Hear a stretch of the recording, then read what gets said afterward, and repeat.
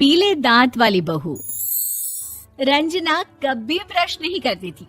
उसे कितनी बार उसके माँ बाप ने डांटा, लेकिन उसका कोई असर उस पर होता ही नहीं था, जिस कारण से उसके दांत पीले पीले हो जाते हैं। शादी के बाद।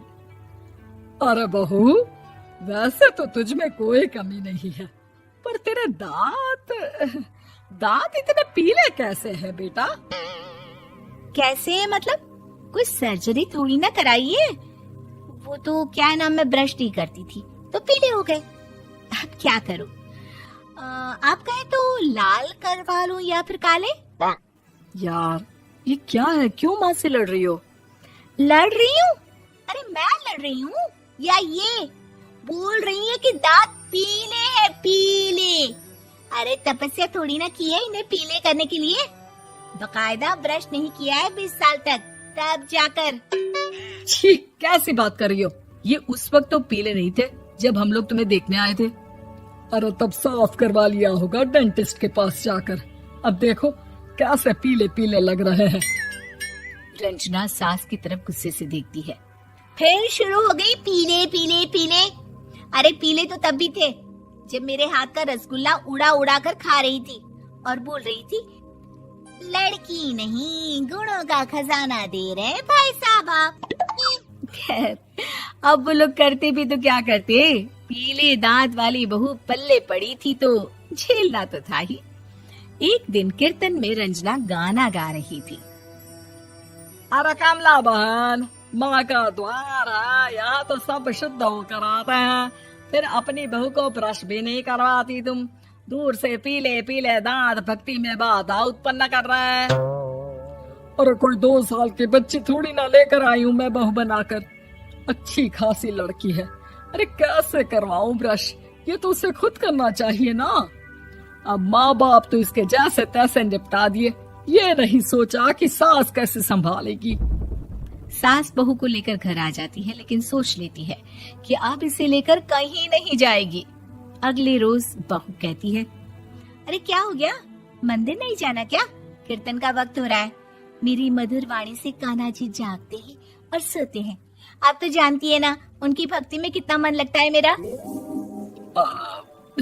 वो क्या है ना, तबीयत ठीक नहीं लग रही है मेरी, आराम करूंगी मैं। तबीयत ठीक नहीं लग रही?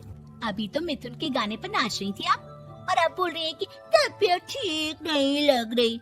अरे भक्ति में मन लगा लो सासू माँ, ऊपर जाना है, क्या मुंह दिखाओगी आप? हाँ? सास को बहू की बात पर गुस्सा आ जाता है। मैं क्या मुंह दिखाऊंगी, इसकी चिंता तो ना कर, समझी?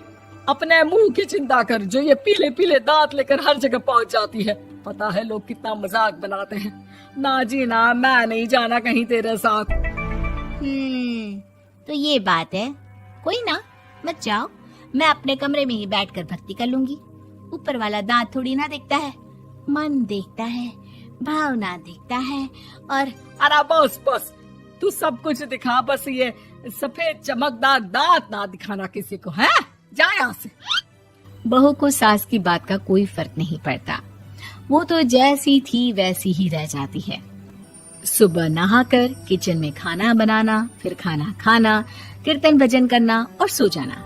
एक दिन, माँ जी मैं सहेली के घर जा रही हूँ, शाम को लेट आऊंगी। हाँ हाँ तो जाना, मैंने कौन सा तेरी आरती करनी है घर पर बैठकर। रंजना सहेली के घर जाती है, जहाँ वो पार्टी में जाने की तैयारी कर रही होती है। अरे शिखा, कहाँ जाने की तैयारी कर रही है? मैं गलत वक्त पर आ गई क्या? अरे नहीं यार, उल्टा सही वक्त पर आ गया। मैंने ये साड़ी और ज्वेलरी निकाली है यार, शाम को इनके ऑफिस की एक पार्टी में जाना है। बताना कैसा लग रहा है ये सब? नहीं यार, इस ड्रेस के साथ तो वो वाली ज्वेलरी अच्छी लगेगी। हाँ हाँ सही बोल रही है, मैंने ध्यान ही नहीं दिया। वैसे तो हमेशा से मस्त फैशन सेंस रखती है। तो बड़ा जाती होगी ना पति के साथ पार्टी में। रंजना कुछ नहीं बोलती, बस सोचती है कि यार काश ये बात सही हो जाती, पर मैं क्यों नहीं जाती पार्टी में?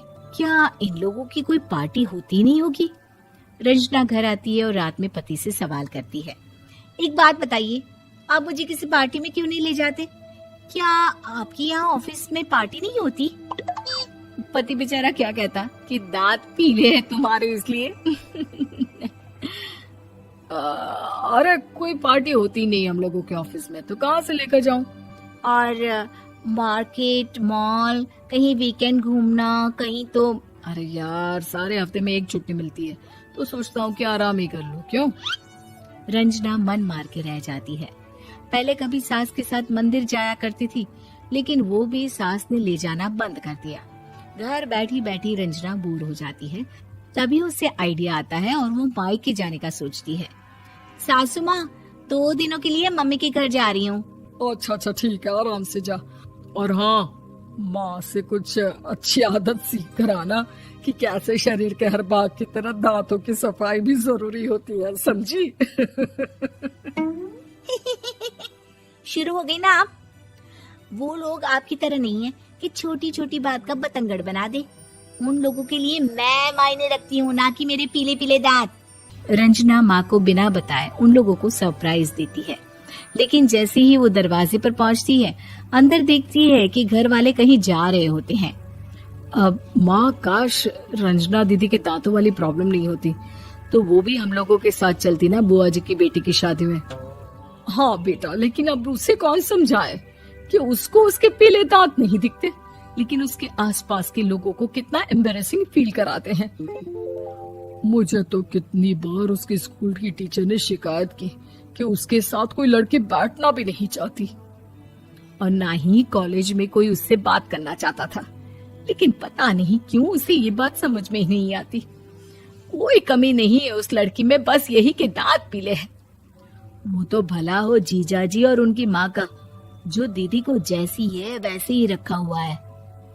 रंजना को अपने घर वालों की बात सुनकर बहुत दुख होता है। वो सोचती है कि वो क्या करे, लेकिन फिर वो सीधा डेंटिस्ट के पास जाती है, अपने दांत चमकाती है और कसम खाती है कि वो रोज ब्रश करेगी। अरे क्या हो गया? तुम तो 2 दिनों के लिए गई थी ना। पर कोई ना, अच्छा है, चलो आ गई तो। रंजना सास के सामने आकर खड़ी हो जाती है और पूरी स्माइल करती है, उसके चमकदार दांतों को दिखाती हुई। हैं? चले मंदिर। माँ, मुझे माफ कर दीजिए, मैंने आप लोगों को बहुत एम्बैरेसिंग फील करवाया। मैं आज से रोज ब्रश करूंगी।